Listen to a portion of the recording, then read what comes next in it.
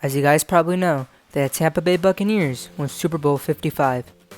The Bucs had a great mixture of veterans like Tom Brady and Levante David, and youths like Chris Godwin and Devin White.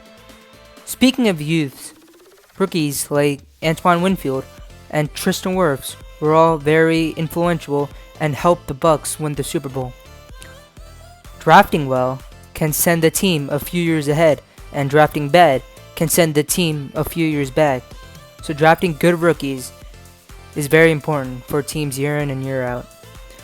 So let's look at some of the best rookies drafted in the 2020 season who look poised to succeed in the NFL in the years coming.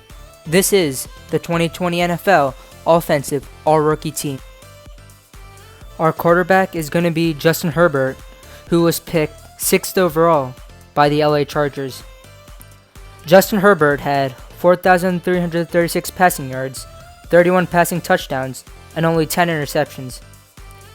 Herbert was supposed to be the backup for Tyrod Taylor and just sit on the bench, learn the playbook, learn the offense, and then start. But before that Week 2 game, Tyrod Taylor got hurt, and so Justin Herbert was put in. And the first team he versed was the Super Bowl champions, Kansas City Chiefs. And he did really well, almost beating the Kansas City Chiefs. But ever since that game, he just had a tremendous season, throwing for over 4,000 yards. And hopefully he can continue this consistency. Now our running back's going to be Jonathan Taylor from the Colts, who was selected 41st overall. He had 232 rushing attempts, 1,169 rushing yards, 11 rushing touchdowns, and add on 36 receptions, 299 receiving yards, and 1 receiving touchdown.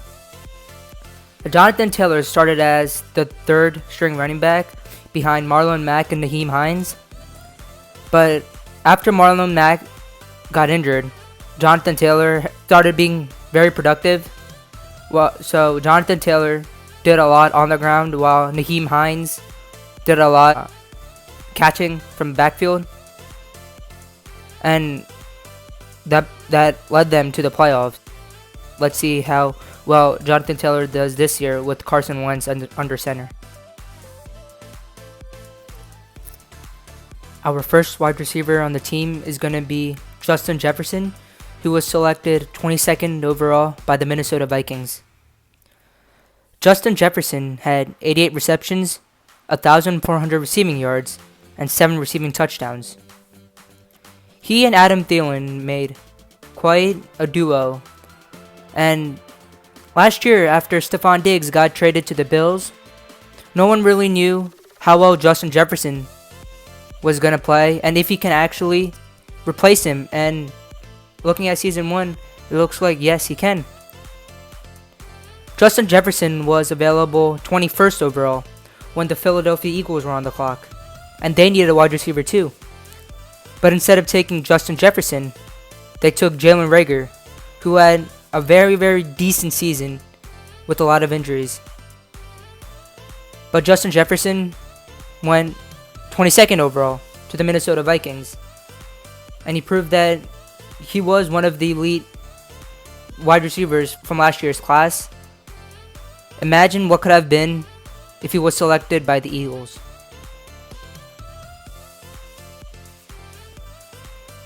Our second receiver is going to be CeeDee Lamb, who was selected 17th overall by the Dallas Cowboys.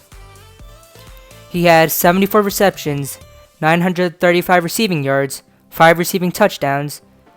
Additionally, he had 10 rushing attempts, 82 rushing yards, and 1 rushing touchdown.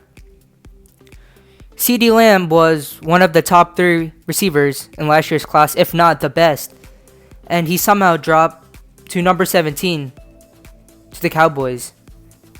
And Jerry Jones wasn't going to make the same mistake he made with Randy Moss, and he got CeeDee Lamb, and that proved to be a really good choice. CeeDee Lamb started out really well, forming a good chemistry with quarterback Dak Prescott.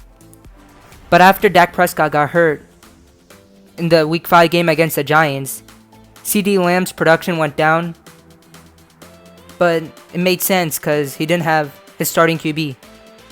But even then, CeeDee Lamb posted some really good numbers as a rookie. Well, hopefully he could have a really good second season with Dak back from injury and under center. Our third wide receiver on the team is Chase Claypool, who was selected 49th overall by the Pittsburgh Steelers. Chase Claypool had 62 receptions, 873 receiving yards, and 9 receiving touchdowns. Claypool was part of a young receiver core that included the likes of Juju Smith-Schuster, Deontay Johnson, and of course himself, Chase Claypool. Claypool was very inconsistent this year and had many good games and then had games where he was very average. But the good games against the Eagles and against the Browns, where he caught for over 100 yards, showed that he can be an elite wide receiver in this league. So let's see how he does next year with Juju re-signed. Can he have a better second season?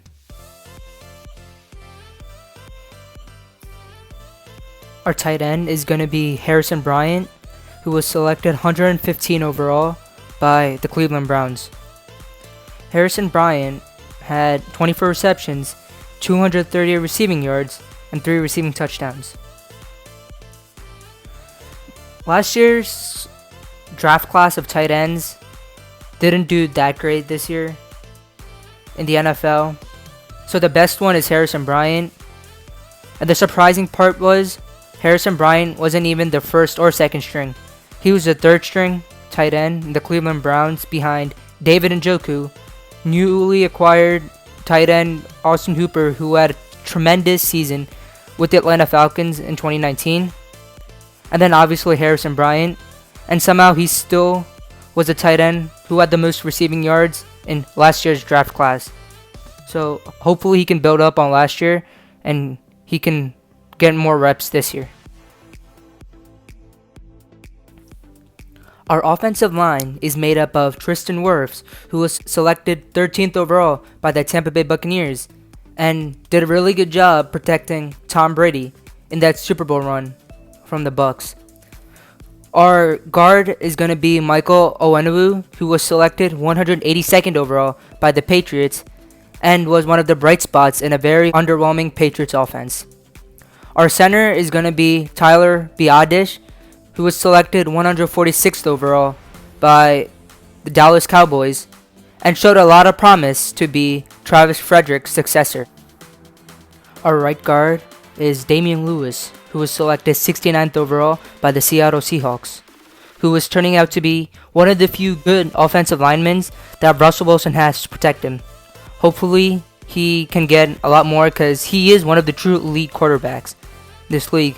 And if he gets a good offensive line, he could be in the top 5 in NFL history. Our right tackle is going to be Jedrick Wills Jr., who was selected 10th overall by the Cleveland Browns and did a very good job protecting Baker Mayfield in their playoff run, unfortunately losing to the Kansas City Chiefs. Tackle Tristan Wirfs had 1,073 offensive snaps, 3 penalties, and only 1 sack allowed. I mean, that's crazy. As a rookie coming into the NFL with so many good pass rushers like DeMarcus Lawrence, Von Miller, and only allowing 1 sack is crazy. Offensive guard Michael Onwenu had 927 offensive snaps, only 1 penalty, and 3 sacks allowed. And that's crazy as a rookie with lots of good defensive linemen and only giving up 1 penalty. That's just really good playing, and it shows why he was a steal in last year's draft. Center Tyler B.A.S.H had 427 offensive snaps, which is kind of on the low side because he had injuries and was also the second string to center Joe Looney. He also had 4 penalties and only allowed 1 sack.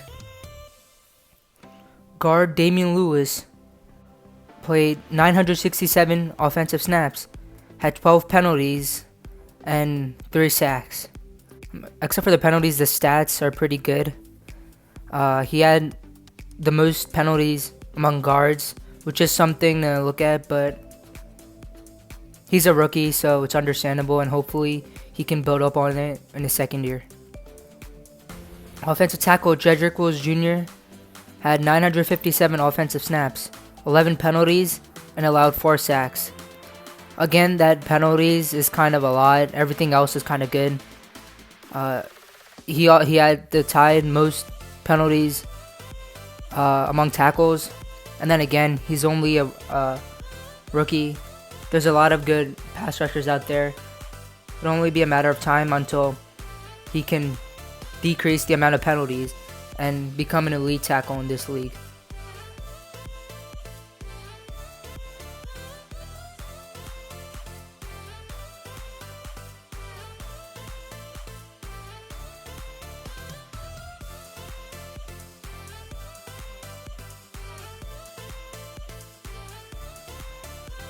Here it is, guys, your 2020 NFL Offensive Rookie team. Thanks for watching this video, and don't forget to like and subscribe to the channel.